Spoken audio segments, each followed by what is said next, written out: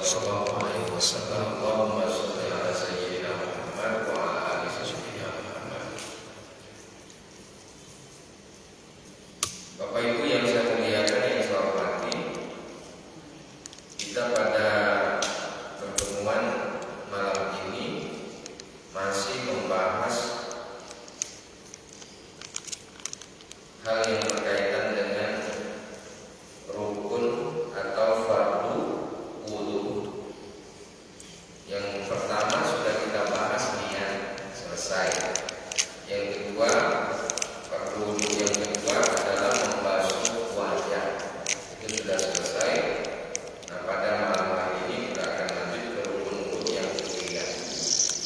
Bismillahirrahmanirrahim. Qala musannif rahimahullahu ta'ala wa nafa'ana bi ulumihi fid dharaini. Amin amin ya rabbal alamin. Wasalisuha, dan yang ketiga dari Waalaikumsalam, dari rukun atau fardu wudu. Yang ketiga dari 6 fardu wudu. Apa yang ketiganya? Ghuslul yadayni, membasuh akan kedua tangannya. Membasuh kedua tangan. 1, 2. Tangan kanan dan juga tangan kiri. Dari mana memulai membasuhnya itu? Min kaffaihi, dari kedua telapak tangan. Dari kedua telapak tangan.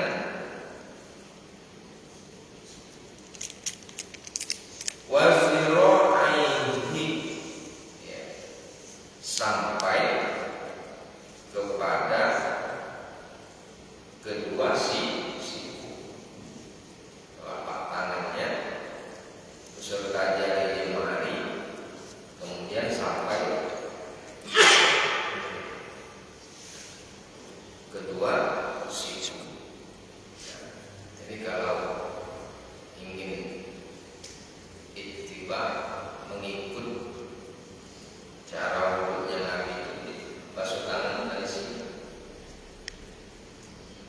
dari telapak tangan, jari-jari ini basuh sampai ke siku. Dilebihi, melebihi siku, sikunya basah. Nah, itu bikulli mirfaqin, dengan semua siku-siku. Jadi siku-siku. Kalau dulu kita ini masih memudahkan untuk memulai dari sini, Pak. Untuk saat ini itu agak sulit, karena kita yang membuatnya sulit. Yes. Pertama karena pakaian. Yang kedua karena posisi kita berwudu itu sudah pakai keran. Dulu jarang orang pakai keran. Kalau di rumah-rumah kampung itu dia ambil pos 20 liter, 30 liter atau ember bekas cat, dilobangi, dikasih untuk pentil sepeda atau motor, kerit, buat colokannya pakai sendal. Nah, wudu narik dari sumur, tuang, buka. Lebih tinggi dia, lebih tinggi. Jadi lebih enak posisi. Keran kita sekarang banyak rendah, sehingga kita harus menurun itu terlalu sulit dari sini.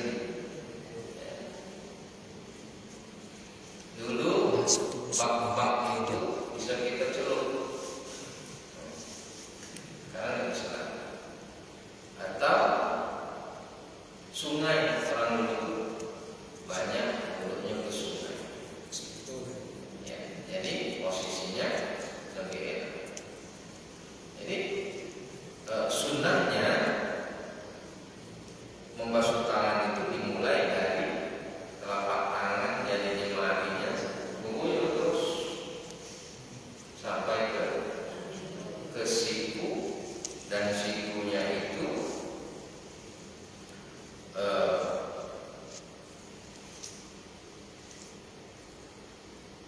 dilewati atau melewati batas siku. Wa yajibu ghuslu jami'i ma fi mahalli, dan juga wajib membasuh apa saja yang ada di tempat yang disebut tangan sampai siku. Jadi kalau sekarang adanya bulu yang tumbuh-tumbuh, tapi tidak menutup kemungkinan ada kutil. Nah, karena posisinya berada pada batasan atau anggota wudhu, maka itu harus dibasuh juga. Apalagi yang ada kemungkinan tumbuh mungkin di bagian ini, itu semua wajib dibasuh kalau dia berada pada posisi anggota wudhu.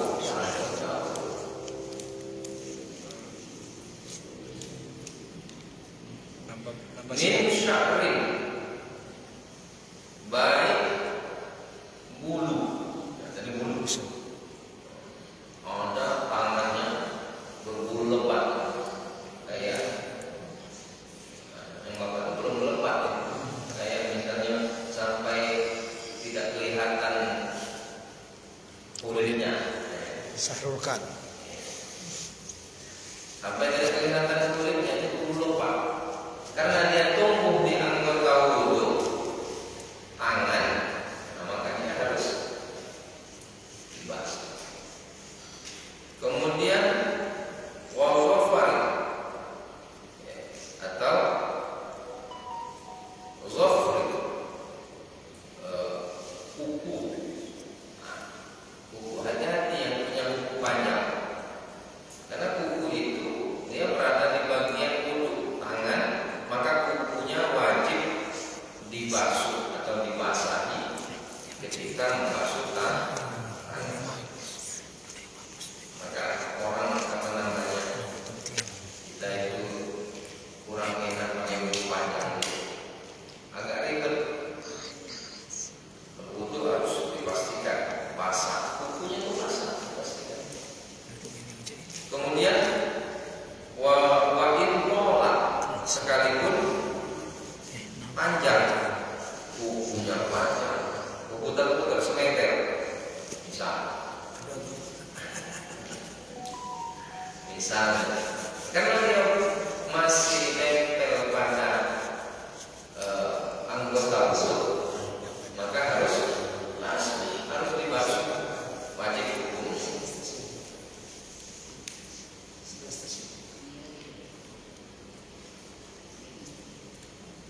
Sekalipun panjang, bulu-bulu macam itu, kalau bulunya bagi ketika nak basuh tangan itu harus dicelupin, jangan sampai tangannya bulu yang ujungnya tidak basah, harus basah.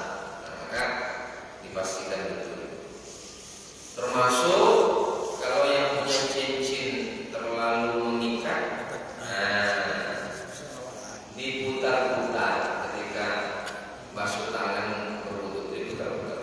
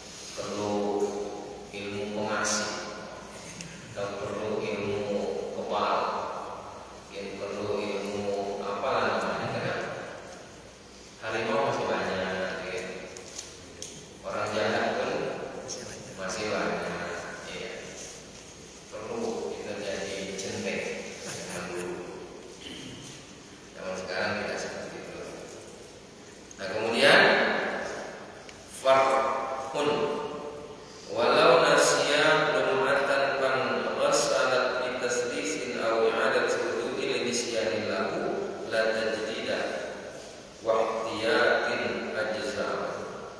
Ada kasus umpama ketika membasuh tangan itu ada yang tidak terbasuh. Lalu karena kita meninggalkan basuhan, dia terbasuh mungkin di basuhan ketiga. Nah, maka itu sudah dianggap sah. Ya. Sudah dianggap sah. Basuhan kan. Mungkin di basuhan pertama tidak kena. Basuhan kedua lewat. Nah, di basuhan ketiga baru kena, dianggap sah. Nah, cuman memang ada pendapat menyebutkan kita dapat sunnahnya, sunnah taslis, meninggalkan itu. Yang disebutkan mendapatkan sunnah taslis itu kalau basuhan pertamanya sudah sempurna. Basuh muka sempurna basuhan pertama, berarti gugur kewajiban. Nah, tinggal ngambil sunnahnya, nambah boleh. Nah, kita nih kadang-kadang itu basuhan pertama belum selesai, basuhan pertama las kurang dikit selesai, basuhan ketiga baru selesai. Basuhan ketiga baru selesai. Nah, tidak jadi masalah menurut daripada guru kita ini bagaimana. Namun tadi ya, tidak mendapatkan pahala sunnah meninggalkan basuh. Nah, kita juga pengen dapat kalau, maka kalau kita pengen dapat kalau, ya wudhunya itu disebutkan wudhu'un tamun, wudhu yang sempurna. Bagaimana wudhu sempurna itu?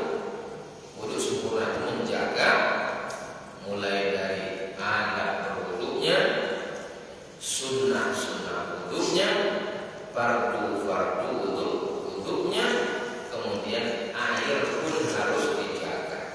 Jangan sampai air boleh malik. Nak berwudhu tapi airnya dapat malik. Wudhunya sah asal sesuai, tapi zat airnya itu berdosa. Nah, jadi kita jaga semua supaya disebutkan wudhu kita itu adalah wudhu yang sempurna. Nah, jadi itu membasuh tangan. Nah, kira-kira ada kasus lain kan? Dalam hal membasuh tangan, barangkali Bapak Ibu pernah menemu kasus tentang membasuh tangan, atau ada hal-hal yang kurang jelas dalam penjelasan yang saya sampaikan berkaitan dengan rukun yang ke berapa nih, yang ketiga tadi, membasuh kedua tangan. Jadi memandai yang masuk dari suka.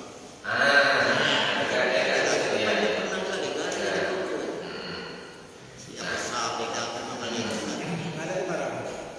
Ada tu pun mana ada tu. Dalam banyak kasus kita menemukan, bahkan barangkali bukan menemukan, bisa jadi kita pelakunya.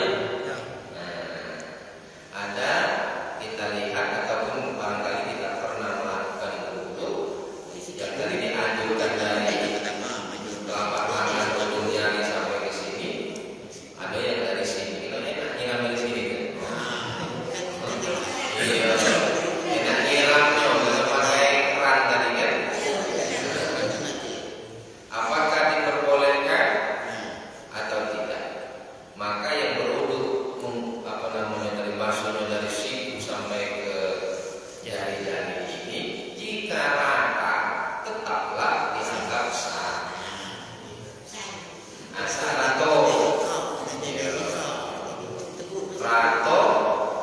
dari pokoknya tangan anggota wudhu rato dengan air masih sah. Namun memang kembali lagi tidak mengikuti cara Nabi atau sunnah Nabi. Tapi secara basuhannya tadi, yang penting dia sudah sempurna membasuh, tidak ada yang ketinggalan daripada anggota tangannya ini, anggota wudhu bagian tangannya itu sudah dianggap sah wudhunya. Hanya kurang dikit lah kalau ada yang model ini, ada yang model ini. Nah, yang model ini itu sah pahalanya, walaupun sama-sama sah wudhunya, Masih masih sah, namun apa namanya itu tidak mengikuti sunnah. Nah, kan kita tidak mengikuti sunnah itu ada bermacam alasan. Satu, karena mengingkari sunnah. Ini na'udzubillah, mengingkari. Yang kedua, karena sulit melakukannya. Sulit melakukannya. Atau yang ketiga, kita kepengen tapi tidak cocok rasanya. Tapi bukan dalam rangka meremehkan sunnah. Kan menjenggot sunnah menjenggot. Ada wong jangan tunggu jenggotnya. masih Mana dapat sunnah jangan tunggu. Tapi ada wong yang tunggu, nggak tahu. Makanya dicukur. Tak akan tunggu jenggot tidak apa. Tak tahan pakai jenggot. Nah, artinya bukan dalam hal ini dia bukan meremehkan sunnah, tapi dalam hal ini dia meyakini itu sunnah, tapi bagi dirinya barangkali tidak cocok. Salam, ya. Ulangi pengajian, Pak. Ya. sekarang besar. Ada di rumah, ada di rumah. Sebelas stasiun. Kebakaran besar. Ini sama tidak? Nah, satu lagi yuk. Sate. Karena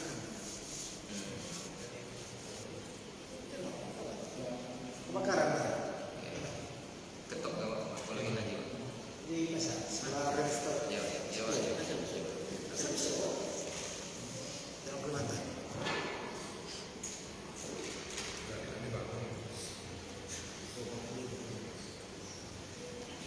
Lanjut ya. Jadi kasusnya boleh ya. Masih sah seperti itu. Yang penting atau pasukannya. Kemudian warabi'uha, dan rukun yang keempat daripada rukun atau fardu wudu ini, masku ba'di roksihi, mengusap ba'di sebagian roksihi, kepala, mengusap sebagian kepala. Jadi yang diusap kepala, Nah, dalam hal urusan mengusap ini terjadi beberapa perbedaan pendapat di antara imam mazhab yang keempat ini. Kalau menurut daripada pendapat mazhab Imam Syafi'i, ya, yang namanya mengusap itu wa qala al-Bawi alladhi alla yajzi aqallu min qadri al-nawsiyati wa qiyam bainan nas'atayn. Imam Al-Bawi berkata, seyogianya tidaklah mencukupi hanya dengan kurang dari sebatas ubun-ubun. Ubun-ubun adalah tempat yang berada di antara dua nazar.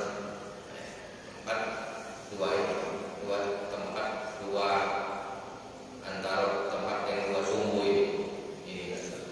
Jadi kalau ada orang rusak kepala tapi dia rusak di ubun-ubun ini, Imam Bawawi mengatakan tidak sah. Di sini bukan bagian kepala. Iya, nazar itu antara ini dengan tempat tumbuhnya rambut.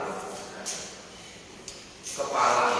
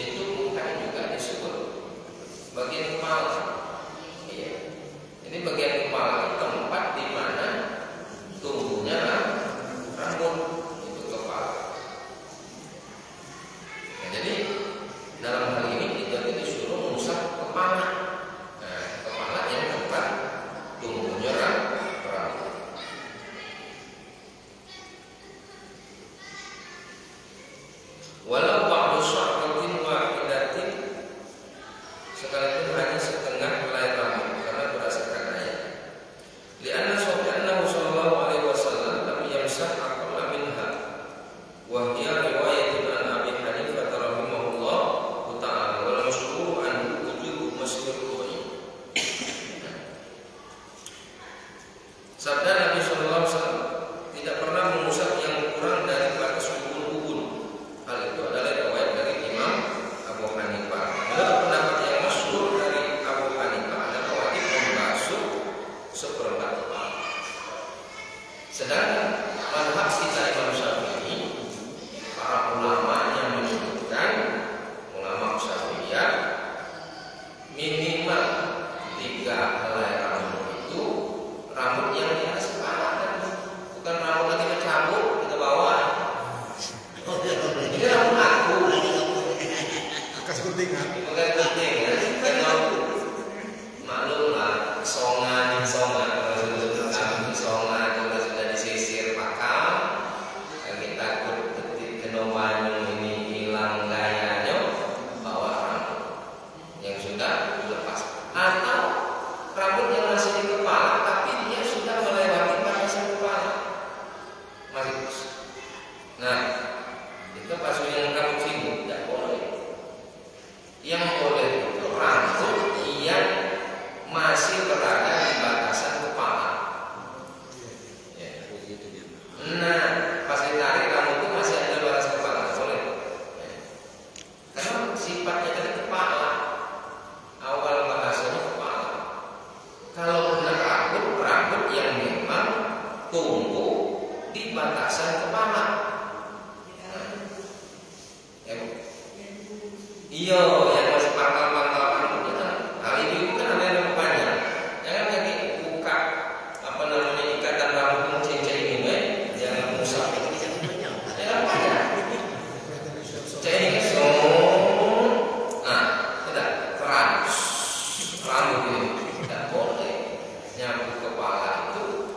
Sebenarnya kepalanya, tapi minimalnya 3 helai rambut yang sudah berada di atas kepala itu sudah bisa dianggap. Jadi kalau dalam soal menyambut kepala, Imam Syafi'i paling sedikit pendapat daripada mazhab Imam Syafi'i itu 3. Imam Abu Hanifah seperempat kepala. Jadi kepalanya dibagi 4. Nah, minimal seperempat itu diusap. Nah, biar pas.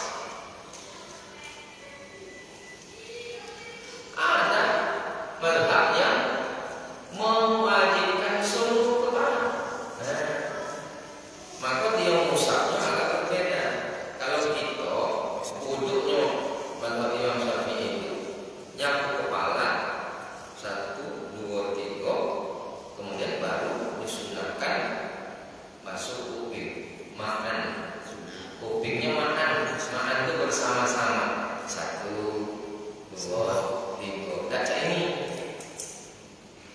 kuping teman sunnah. Kan bahasa kuping kan sunnah. Ya bukan rukun. Disunahkan juga makan bersama. Nah, mazhab seperti Imam Abu Hanifah, dia langsung basuhan yang kepala itu satu air dengan basuh kuping. Jadi nah, kalau kita yang kita anut ini dimain jadidin dengan air yang baru,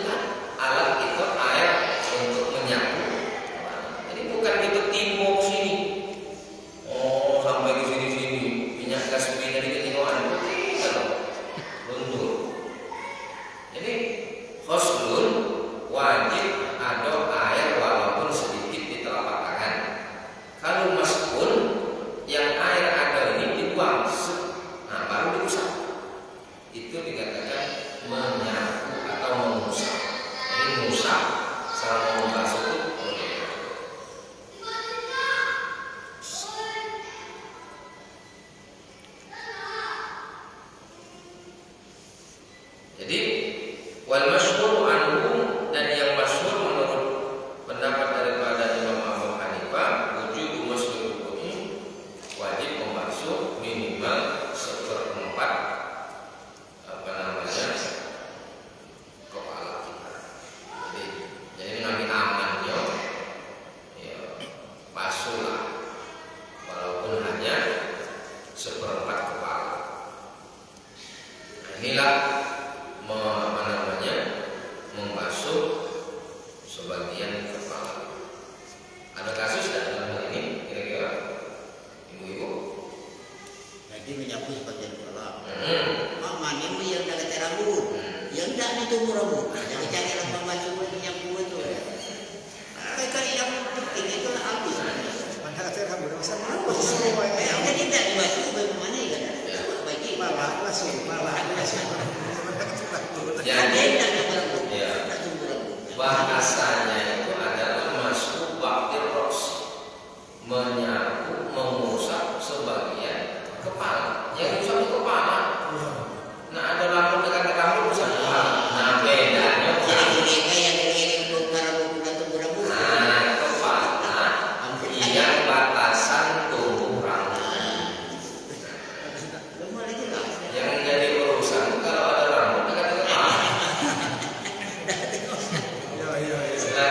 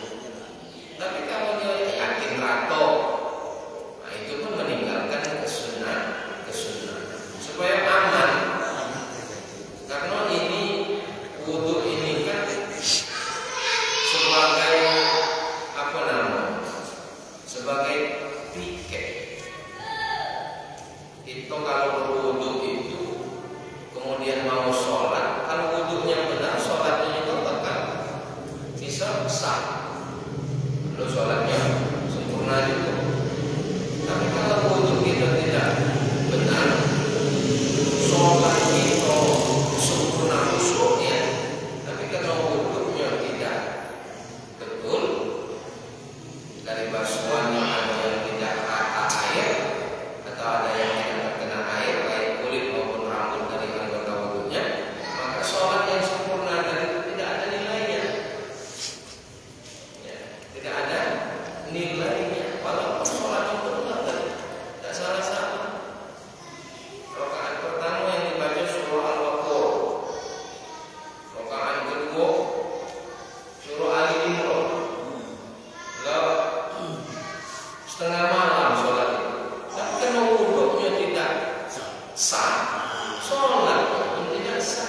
Maka kita perlu pastikan niat dalam rangka kita berwudhu itu, biarlah agak repot dikit, biarlah agak lama dikit, yang dipastikan itu sempurna wudhunya sesuai dengan ketentuan rukun-rukun.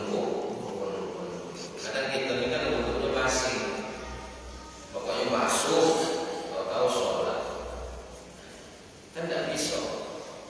Yang harus yang tadi pokok-pokoknya basuh tidak bisa, harus betul-betul dipastikan bahwa apa yang menjadi basuhan anggota wudhu harus basah, harus sesuai dengan ketentuan.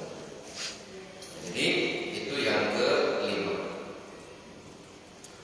Kemudian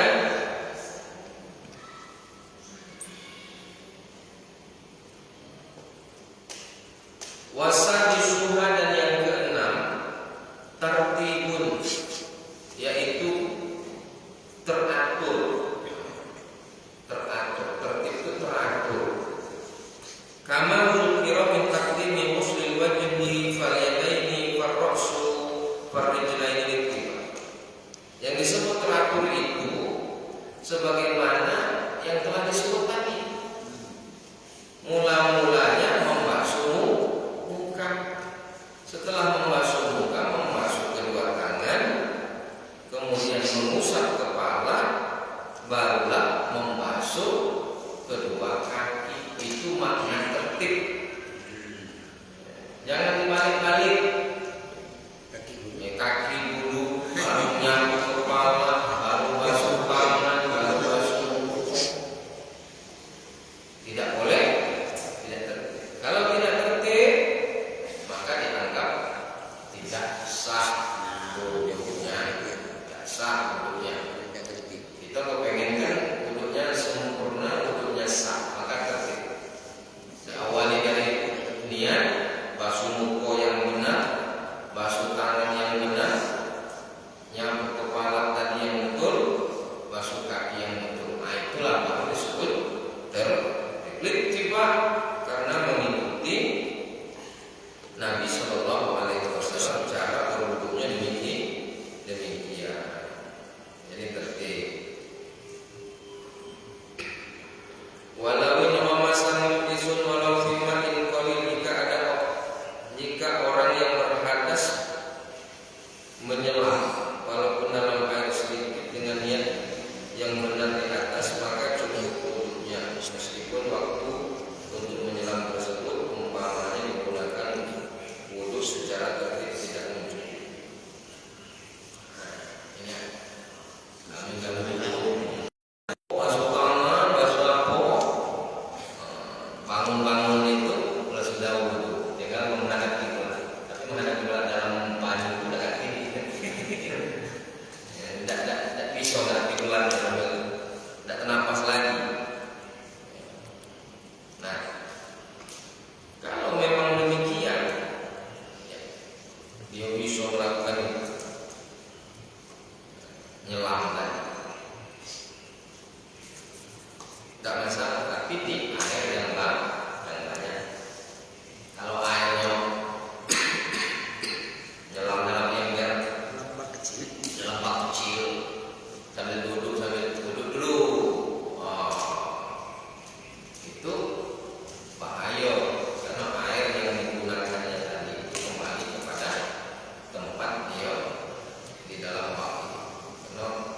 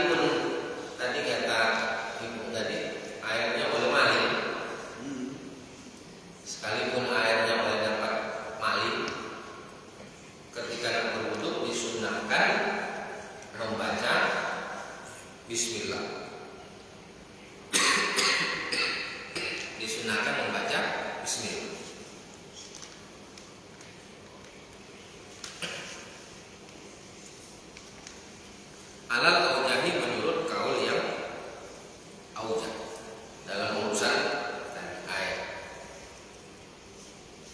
Nah, berwudu disunahkan bagi kita untuk membaca tasmiyah atau membaca basmalah ay awal wudu'ihi, ketika di awal hendak berwudu. Bismillah.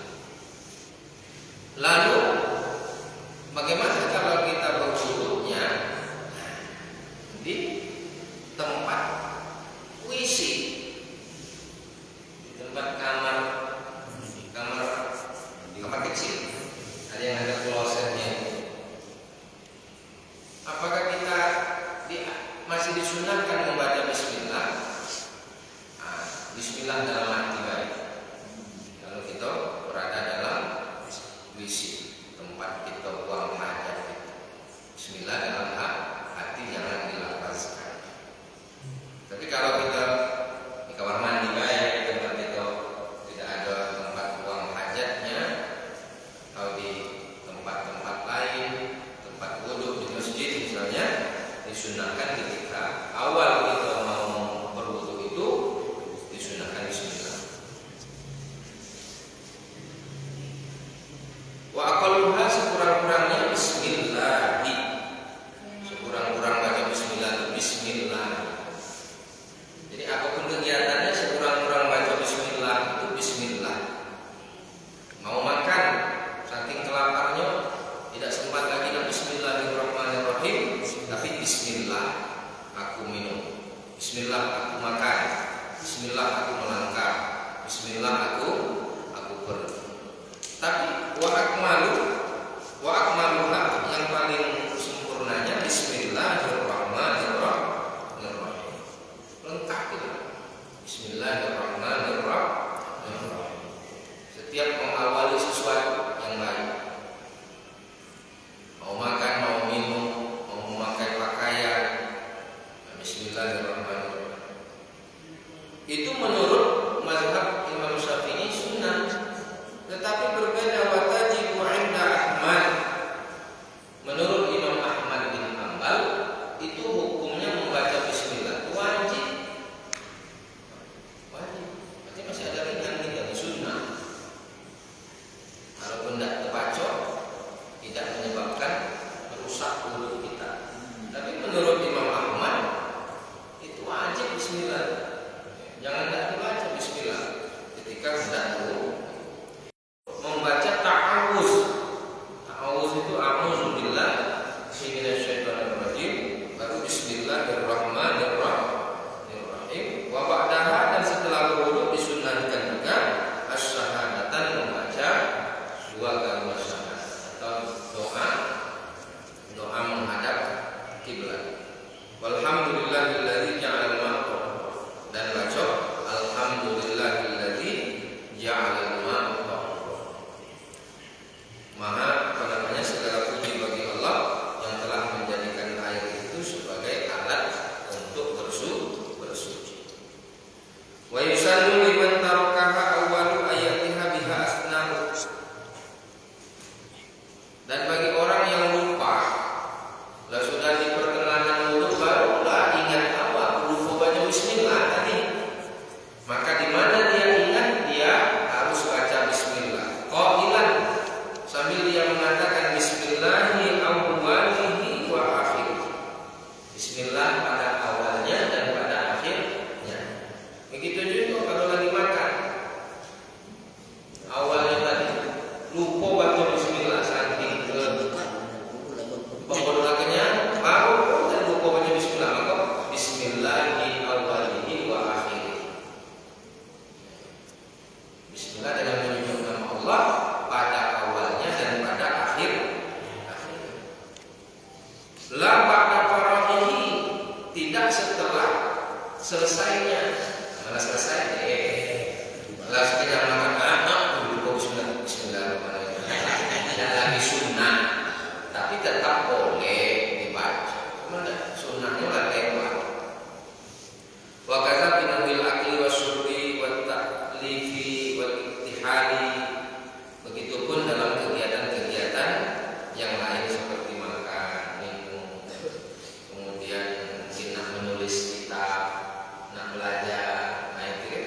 tidur itu disunahkan kita membaca bismillah. Mimma yusannu lahu tasmiyah, dari perkara-perkara yang disunahkan baginya membaca tasmiyah, ya, di antaranya tadi wal manqulu 'an Syafi'i wa katsir min al-ashab anna awwal sunnah tasmiyah wa bihi yazkun Nawawi bil majmu'. Ya, disunahkan, ya, ini dinukil dari Imam Syafi'i dan banyak daripada sahabat-sahabat daripada mazhab Imam Syafi'i. Sesungguhnya yang pertama daripada sunnah-sunnah itu adalah membaca bismillah. Jadi kalau dalam berwudu itu kan dari sekian banyak sunnah-sunnah sebelum berwudu itu yang paling utamanya, yang paling pertamanya adalah membaca bismillah. Kan sebelum wudu itu kita disunahkan bersiwak, disunahkan berkumur-kumur, disunahkan istinsyak, memasukkan air ke hidung. Nah, semuanya itu sunnah. Yang pertamanya bismillah.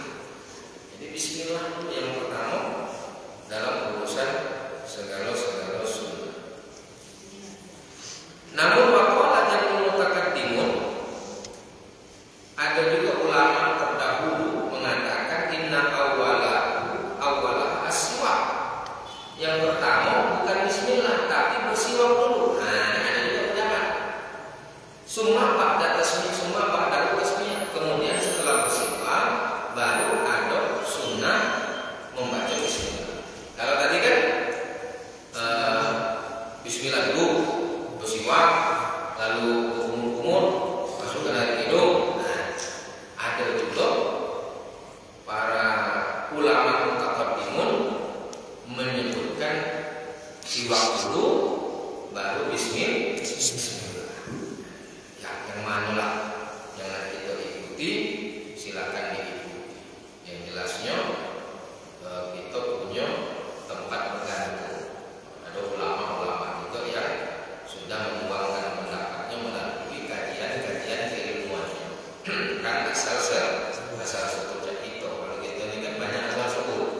Nah, para ulama itu tidak asal sebut, tapi setiap yang disebut sekalipun tidak dibuktikan, tidak disebut dalilnya di sini, pastilah ulama-ulama itu menyebutnya berdasarkan dalil. Tapi di sini tidak disebut dalilnya karena kepanjangan. Kemudian sunnah tasmiyah tilawatil Quran. Nah, disunahkan membaca bismillah karena akan membaca Al-Quran. Jadi bismillah ini banyak sekali tempat sunnahnya, termasuk ketika akan membaca Quran disunahkan bismillah. Walau min asna'i suratin fi sholatin. Ini kadang-kadang ada ini kasus ini.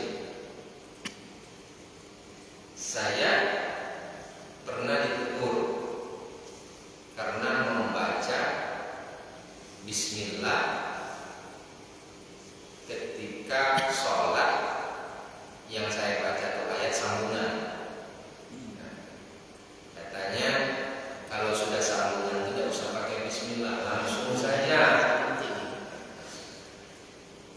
Di sini dijelaskan membaca basmalah tasmiyah, bismillah itu disunnahkan walau min asna'i suratin, sekalipun dari pertengahan surat, fi sholatin, di dalam sholat, au kharijiha, atau di luar sholat, tetap disunahkan bismillah. Walaupun kita bacanya bukan dari awal. Contoh, ghairil maghdubi 'alaihim waladdallin, amin. Nah, kita tak ambil pangkal ayat, kita ambil yang ujungnya. Misalnya, innal ladzina kafaru sawa'un 'alaihim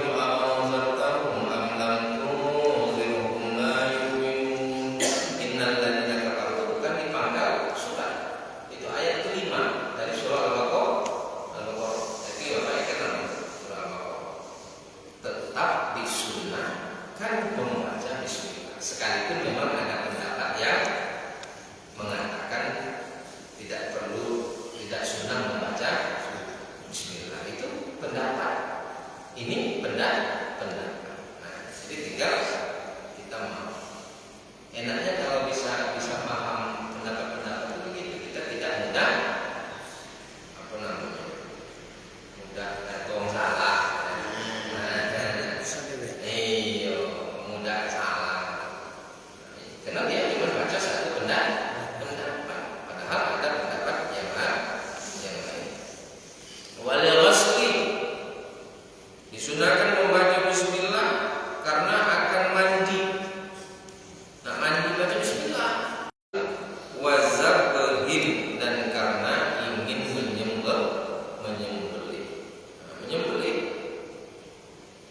juga disunahkan kita membaca bismillah. Itu diantara hal-hal yang disunahkan, sesuatu yang awalnya disunahkan membaca bismillah. Jadi memang ada hadis secara khusus ini. Kata Nabi itu begini, kullu amalin zibalin la yubda'u fihi bismillah wa setiap amalan baik, apa saja yang penting baik, tidak diawali dengan bacaan bismillah, maka amalan baik itu qalilul barakah, akan sedikit keberkahannya. Makan kalau tidak dibacakan bismillah di pangkalnya, maka makan itu dikit berkahnya. Makan sepiuk dahnya dikit berkah. Minum tidak dibacakan bismillah sebelum minum, sedikit barokah. Pekerjaan lain tidak diawali bismillah, akan sedikit barokahnya. Oleh karenanya setiap amalan baik awalilah dengan Bismillahirrahmanirrahim. Bismillah minimal, Bismillahirrahmanirrahim maksimal. Baik Bapak Ibu yang saya muliakan, yang saya hormati, sebelum kita tutup kajian kita pada malam hari ini, barangkali ada hal-hal yang ingin disampaikan atau yang ingin ditanyakan baik seputar materi kita ataupun di luar materi. Kalau ada, silakan. Ibu, jawab. Aku ingin nanya di mana yang baik dan cangkir. Yang kita masuk ke tempat itu pakai air yang katanya cangkirnya sudah.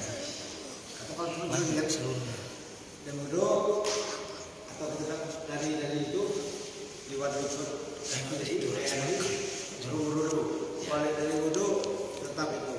Cuma ada satu dalam perjalanan yang dibuat seperti itu, kebetulan dia agak di luar tanpa pengaman, ada maafnya anjing yang di situ. Nah, itu kan anjing yang sedang kena panas tadi mandi, pukulingnya itu lewat waktu itu. Memang itu kalau kita sholat bukan di sholat, kebetulan di tengah kita ngejar situ untuk gimana sholat situ.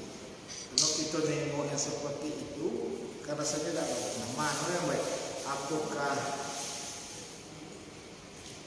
dibuat lantaran dibuat kan untuk masuk ke negeri, maksudnya kita sebelum wudhu tuh di situ, setelah wudhu kalau airnya bersih disucikan. Nah tapi kalau yang kita tidak tahu adalah yang ini yang kita tahu, yang kita tahu pas kita nak ke situ terpaksa kami itu nak juga kita nak ngelak tempat lain yang baca doa, begitu di air doa kan kita nengok di bawah di situ ada no, akhirnya ngambil kasar tentunya itu kami itu bawa ember untuk masuk ke wilayah. Kalau kami harus ke kamar mandi, keluar kamar mandi itu tidak sholat di situ, itu harus sholat. Cuma air ini pasti kalau kita itu nah itu ya. Baik. Memang di antara ada sebagian masjidnya pakai ini. Kalau ditinggal itu mual di masjidnya di daerah-daerah Jawa banyak kan. Memang sebaiknya kalau nak buat macam itu kan bagus, tapi memang diupayakan airnya jangan sampai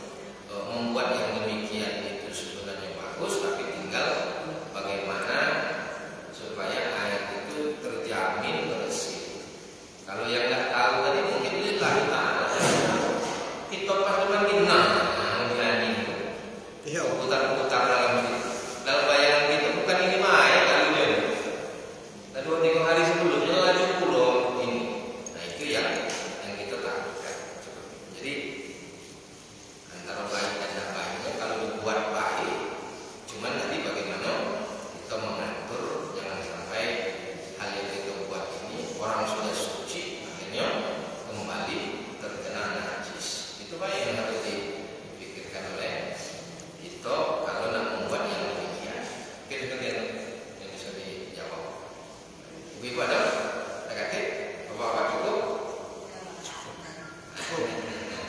Kalau cukup kita cukup. Baik, demikian kajian kita pada malam hari ini. Mudah-mudahan apa yang kita baca pada malam hari ini menambah ilmu bagi kita semuanya. Mudah-mudahan ilmu ini ilmu yang bermanfaat karena bakal kita amalkan di setiap hari kita dalam pelaksanaan sebelum sholat kita dalam pelaksanaan. Demikian.